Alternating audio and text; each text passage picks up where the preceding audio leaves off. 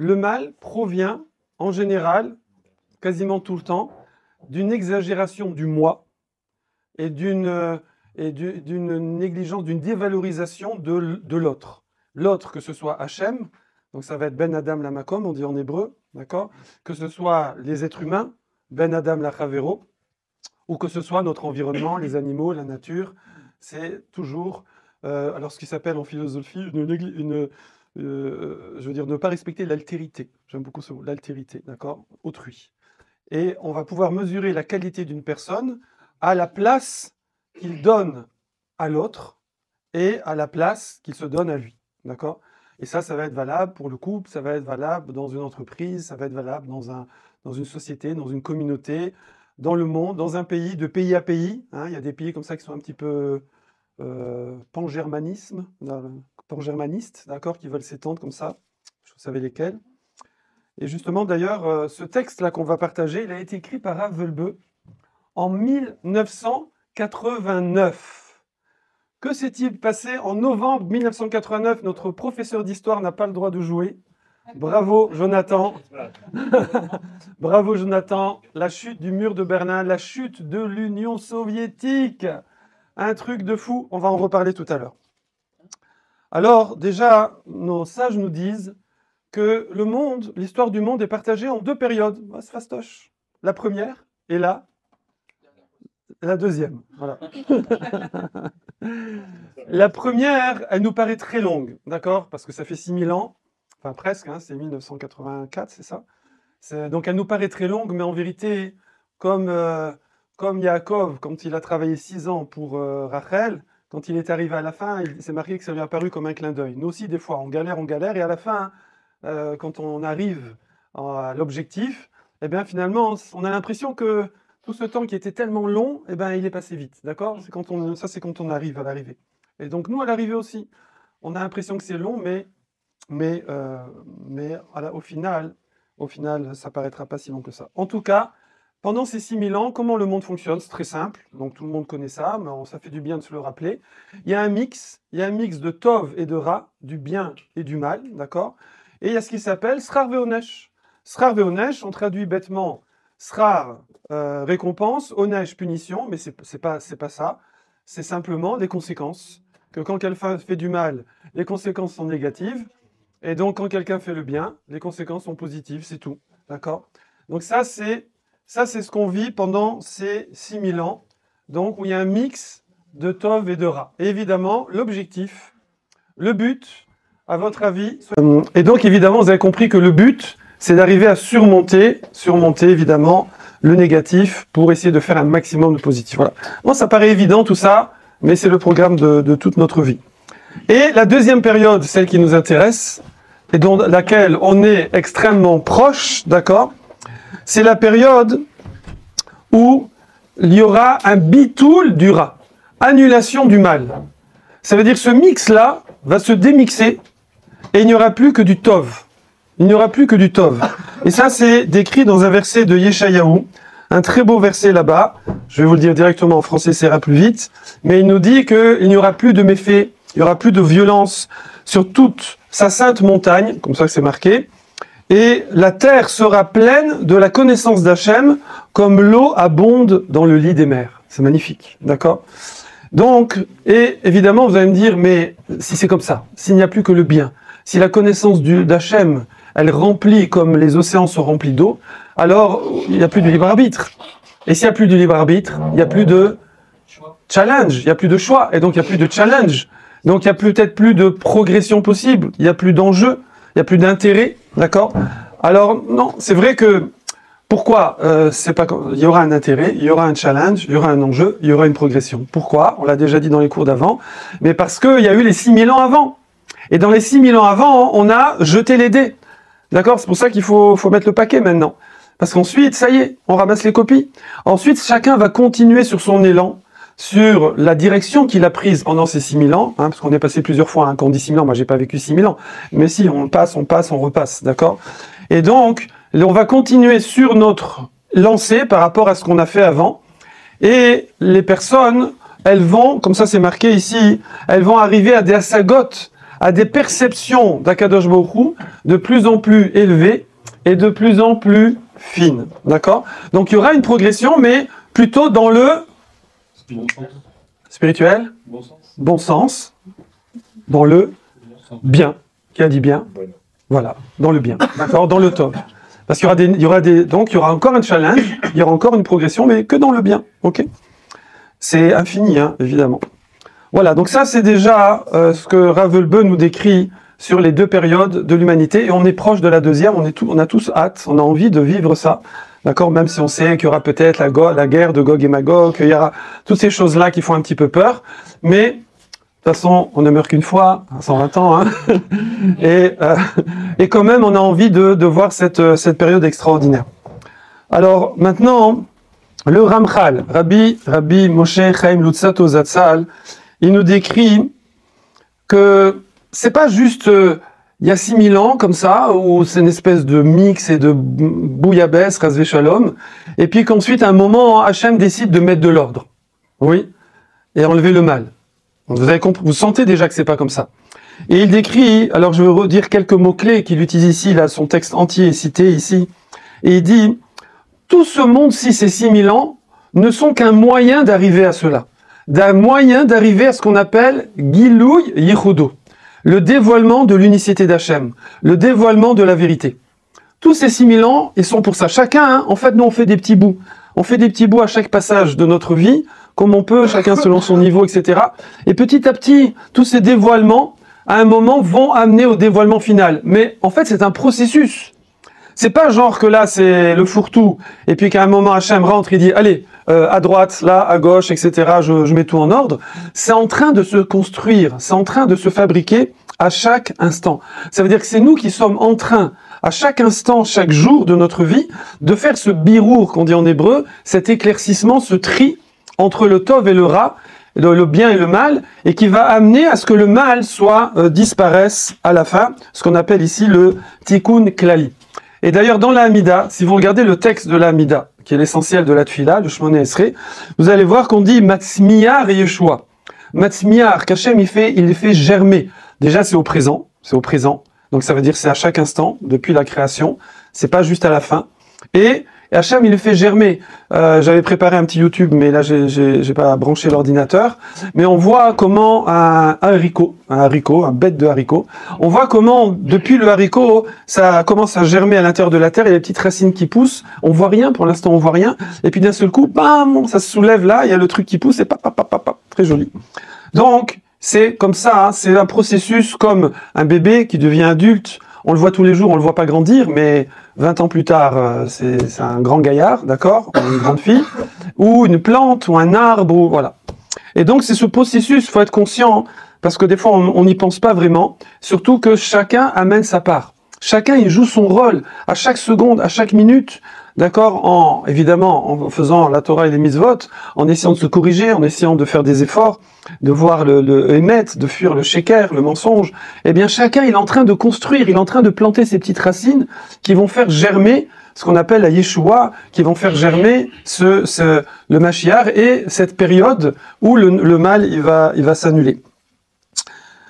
Donc, dit autrement, comme ça il le dit, c'est magnifique, le Ramchal, il dit chaque jour se trouve un petit peu plus proche de son tikkun, ça veut dire de son état final, du but. Chaque jour, en fait, on approche un petit peu plus, d'accord? Parce que des fois, nous, on se dit, mais nous, on est des bidons à côté des générations d'avant, déjà, rien que nos grands-parents, et si on remonte alors des siècles et tout, Khlet, d'accord? Le Gaon de Vilna, il connaissait toute la Torah, l'endroit, l'envers, il faisait bitul Torah quelques minutes par an, imaginez un petit peu.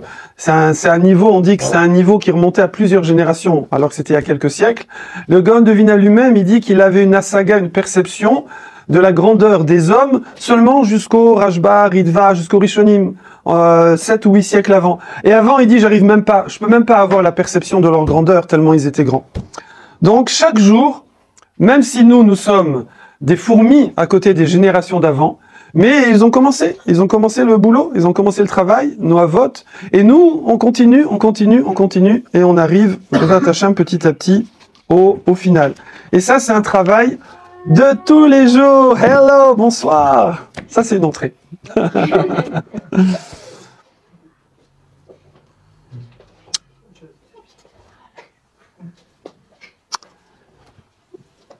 Et ça, c'est marqué également dans un autre passouk où c'est marqué Rabot, Rabot, Asiyat, Ata Hashem, Elokai, Niflaotecha, ou Marshavotecha Elenu, En Aroch Elecha, Agida, Veadabera, Atzmu, Mesaper. Français, c'est plus facile. C'est que les Akadosh Baruch Hu, ses actions, donc c'est la façon dont il gère ce monde. Oui, parce que vous avez compris que Akadosh Baruch Hu, il s'est retiré apparemment du monde, il nous a laissé comme ça, il n'intervient plus, il n'y a plus de prophétie, il ne nous parle plus, mais donc on a l'impression que le monde tourne tout seul, oui, mais en vérité, Akadosh Baruch Hu, c'est lui qui gère dans l'ombre, si on peut dire, dans l'ombre de la nature, dans l'ombre de la géopolitique et des gens qui essayent d'expliquer pourquoi ci, pourquoi ça, mais en vérité, c'est lui qui gère en fonction de tous ces petits efforts cumulés que nous faisons nous, pour faire le birour du Tov sur le Ra, c'est Hachem qui gère et qui fait que c'est ce qu'Hachem fait, ces merveilles, ces niflaotecha, ces choses extraordinaires, eh bien, et sa pensée, eh bien, il n'y a aucune possibilité, comparaison possible, on ne peut pas vraiment l'évaluer. Et le passouk dit, j'aimerais raconter les merveilles d'Hachem, mais elles sont indescriptibles. Elles sont indescriptibles, mais tout ça se fait dans la plus grande discrétion. C'est ce qu'on appelle Esther Panim. Akadosh Baruch Hu se cache derrière, comme on a dit, la nature ou les événements de la vie. Mais maintenant, comme c'est le titre et c'est le sujet de base, on va voir que, on le voit dans l'histoire déjà, et on nous l'annonce aussi pour l'avenir, que le lever de rideau, comme on dit au théâtre, sera subi. D'accord? Non, quand on prend l'avion, je sais pas si ça vous fait ça, à chaque fois que je prends l'avion, j'ai cette argacha, comme ça, ce sentiment très fort, surtout en hiver, quand il fait moche, qu'il y a des nuages, et que on décolle là, on est glacé, on est truc et tout, et l'avion il prend de l'altitude, et puis d'un seul coup, en une seconde, on est au-dessus des nuages, et là on dit, il fait beau, mais je comprends pas, il fait super beau, regarde-moi ça, si on pouvait vivre au-dessus des nuages, ouais. On compare la Géoula, on compare effectivement à la fin des temps à cela. Que Akadosh Baruch Hu, il va le faire, tac, à un moment, schlac, ça va changer comme ça subitement. Et le Ramchal, encore une fois, Rabbi Moshe Chaim Lusato, il dit que mitorato ve'ara, de ce mélange, de ce mix du bien et du mal, sur lequel nous travaillons, comme on l'a dit là tout à l'heure, eh bien, pitom, vous connaissez ce mot? Pitom, subitement. Pitom, d'accord? Pitom, ba Yeshua. D'un seul coup, tac, ça viendra comme ça.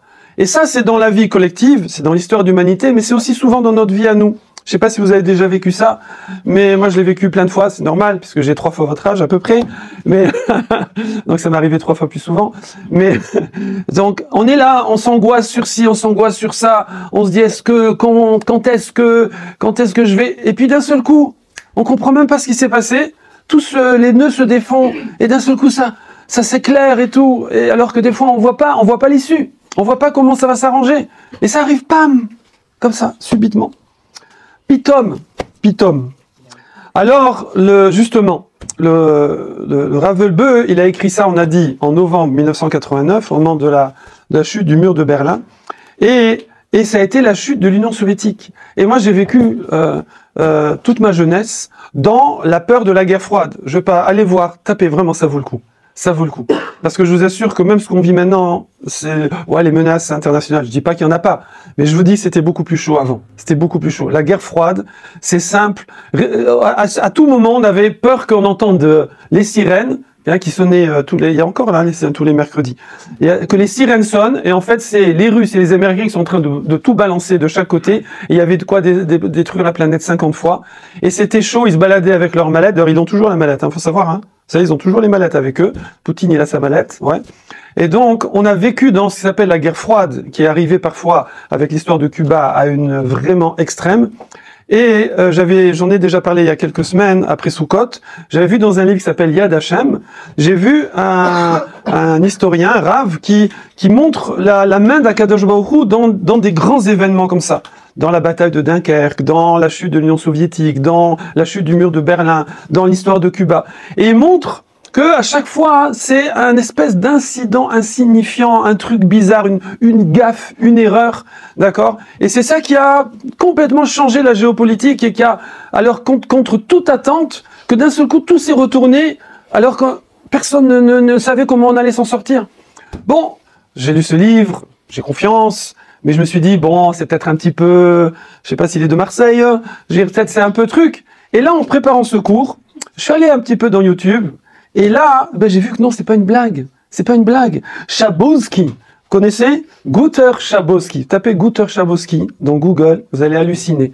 C'était comment on appelle ça, journaliste, homme politique, c'était le porte-parole du gouvernement d'Allemagne de l'Est, d'accord? RDA. Et donc, il était interviewé à une télévision, au moment où, effectivement, l'Union soviétique était en train de s'écrouler, les pays prenaient toute l'indépendance les uns après les autres, ça a été pas, comme ça, en chaîne, comme il s'appelait là, Gorbatchev, à l'époque de Gorbatchev.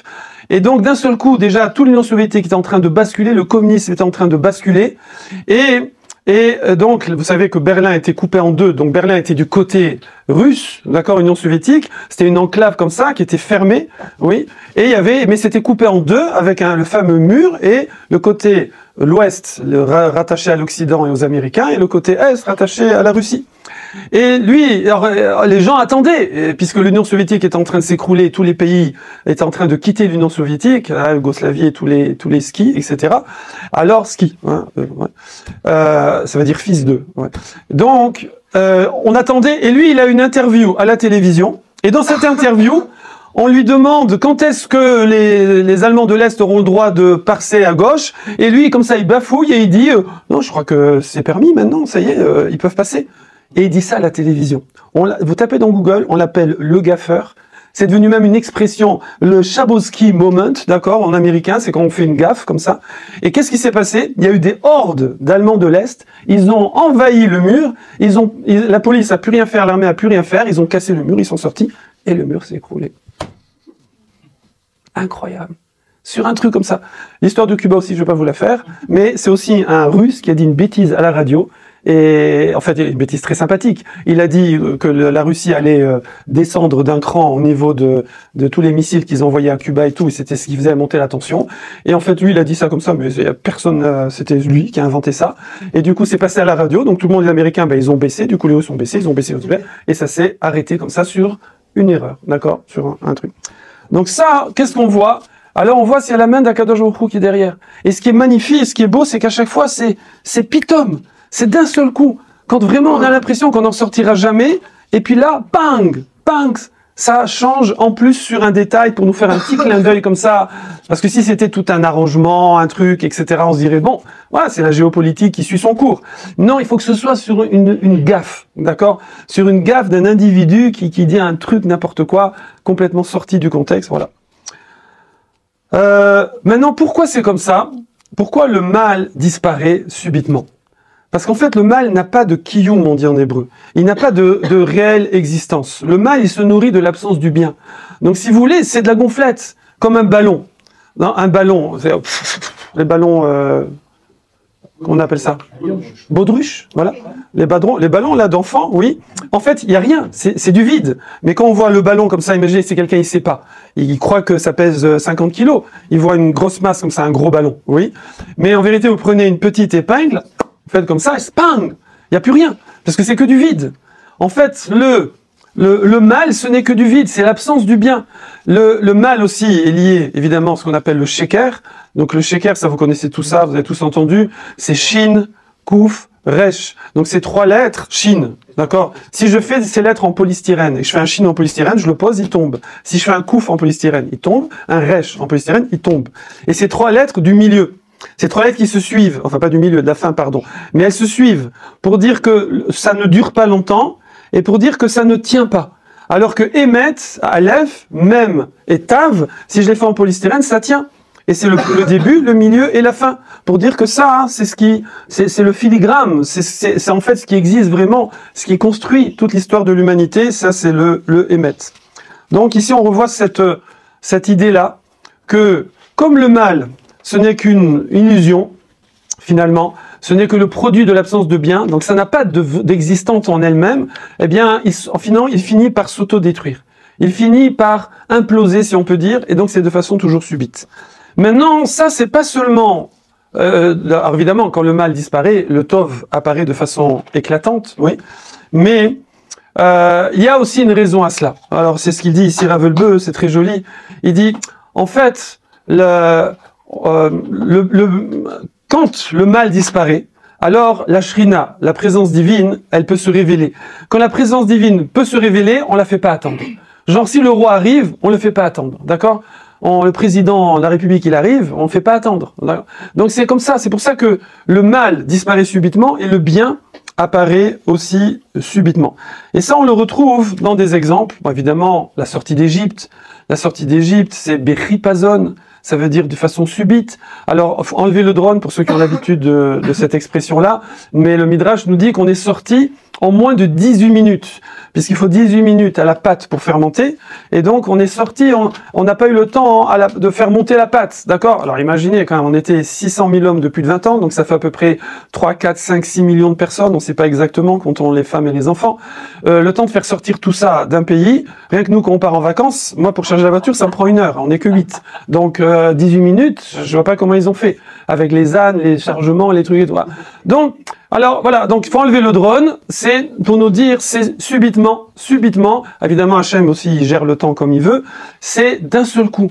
Parce que quand le tov doit se dévoiler, quand c'est la fin du Ra, choum, ça tombe comme ça. Ça tombe. On a vu combien des empires, l'empire babylonien, l'empire de Parasumada et l'empire des Grecs, l'empire des Romains, choum, d'accord, l'empire d'Égypte avant, ça s'arrête comme ça, tac, tac. Bon, pas en une journée, mais en quelques années, alors qu'ils ont des fois régné. Ils ont régné pendant des siècles. Donc pareil, l'Union soviétique, pendant des dizaines d'années, elle a mis la panique sur Terre, elle nous a fait peur comme ça jour et nuit, et puis pitom, d'un seul coup, c'est fini, c'est devenu la petite Russie. Bon, elle est encore un petit peu embêtante, là. Salut les copains, voilà. Donc, on a encore le bloc là-bas, voilà, très sympathique, Corée du Nord, Russie, Iran, etc., tous les copains. Voilà, le bloc, existe encore ce bloc, mais il n'a pas, c'était quasiment, il restait pas grand-chose de l'Europe hein, à l'époque. C'était mangé par l'Union soviétique. Yosef, on voit ça chez Yosef. Si on réfléchit sur la vie de Yosef qu'on a vu dans toutes ses parachutes, c'est extraordinaire. Yosef, alors ça a basculé, lui, d'un seul coup, il était fils de Yaakov, il se retrouve vendu comme esclave, enfin jeté par ses frères dans le puits qui voulait le tuer, puis le jeter, puis vendu comme esclave, puis il se retrouve là-bas chez Poutifar, et puis bon, vous connaissez toute la suite, etc., etc. Donc c'est un petit juif en prison comme ça, et d'un seul coup, on le fait sortir, on le fait beau, propre, etc., on lui coupe les cheveux, on le fait, et on le présente devant Pharaon, et là, en 2 minutes, tout change, il devient le vice-roi d'Égypte, la première puissance mondiale, qui était plus que l'Amérique maintenant par rapport au reste du monde. Tac, d'un seul coup. Et là-bas, si on regarde dans les psukim, c'est marqué, Veya Ritsu'u. Ils ont couru pour le sortir de la prison, du bord là-bas, parce que là-bas, les prisons, c'était des trous. Ils ont couru. Ils sont dépêchés, d'accord? Pourquoi ils sont dépêchés? Bon, tu peux le sortir tranquillement, ça fait 12 ans qu'il est là, ça va, on n'est plus à 2 minutes près. Non. Pourquoi? Parce que quand Kadosh Baruch Hu, il décide que daï, ça suffit, c'est extrêmement rapide.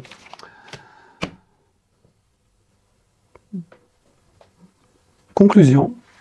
J'ai pas fini. Hein. presque. Il y a les sushis qui attendent. C'est marqué comme ça, c'est marqué à Filou, im yale ad asiya. Même si on voit le mal qui monte comme la petite bête, oui, eh bien, il faut savoir que Yitrasku, Akadosh Baruch Hu, il va écraser, broyer ce mal-là, le faire disparaître de façon instantanée.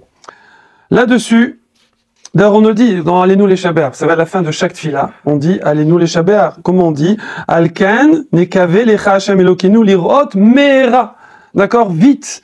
Nous, on voit dans la tfila que les sages ont mis cette idée-là. On le voit aussi dans la Amida, on l'a dit tout à l'heure, qu'on va parler au présent, qu'Hachem il est bonné Yerushalayim. On dit il est construit Yerushalayim. Où Hachem il construit Yerushalayim?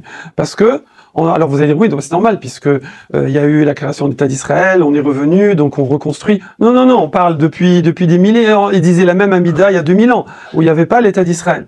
Donc Bonnet Yerushalayim, qu'on a dit au tout début de cet échange, parce que toutes nos actions que l'on fait depuis la révélation de la Torah, elles construisent cet état final dans lequel il y aura Yerushalayim, le troisième temple, etc.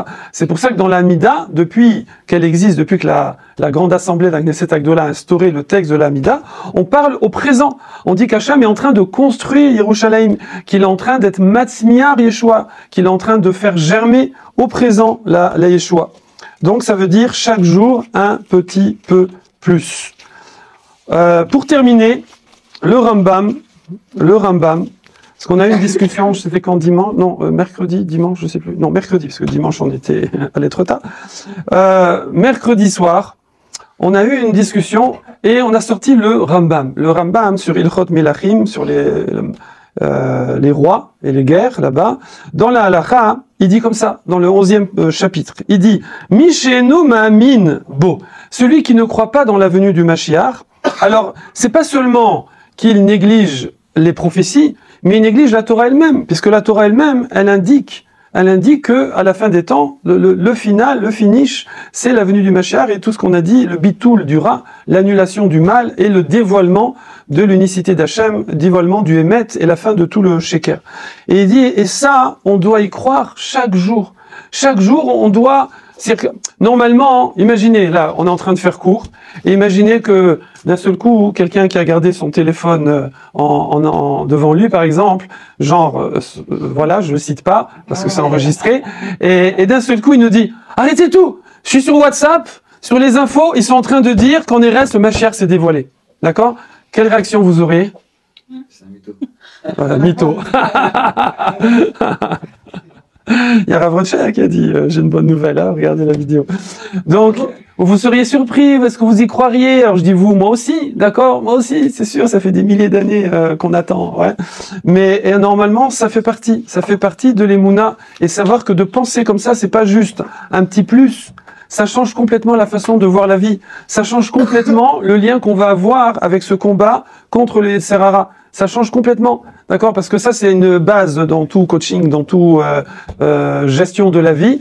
Quand tu crois à quelque chose, eh bien, ça change ta façon d'agir. Si tu crois à ces choses-là, à la venue du Mashiach, au fait que chacun de nos jours nous rapproche de ce moment-là qu'on construit, alors forcément, ça te donne une pêche. Ça te donne envie, ça te booste, d'accord? Mais si tu as l'impression qu'on subit et qu'on sait pas où on va et qu'on sait pas ce qui va se passer et qu'on a peur, alors évidemment, ça donne la déprime et c'est quoi ça?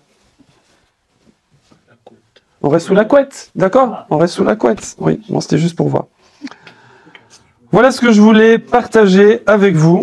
Donc, n'hésitez pas vraiment à aller voir ce très beau cours de Rav Sadin, l'origine du mal, et aussi allez voir, ça vaut le coup, la guerre froide, la chute du mur de Berlin, parce que c'est vraiment impressionnant. C'est impressionnant, on voit ces vidéos-là, ça aide à réaliser comment les choses elles peuvent changer comme ça, subitement, de façon inattendue. Razak à vous. Sushizman. Voilà. Bon. Merci beaucoup. La semaine dernière, j'ai remarqué que vous n'avez pas applaudi, hein.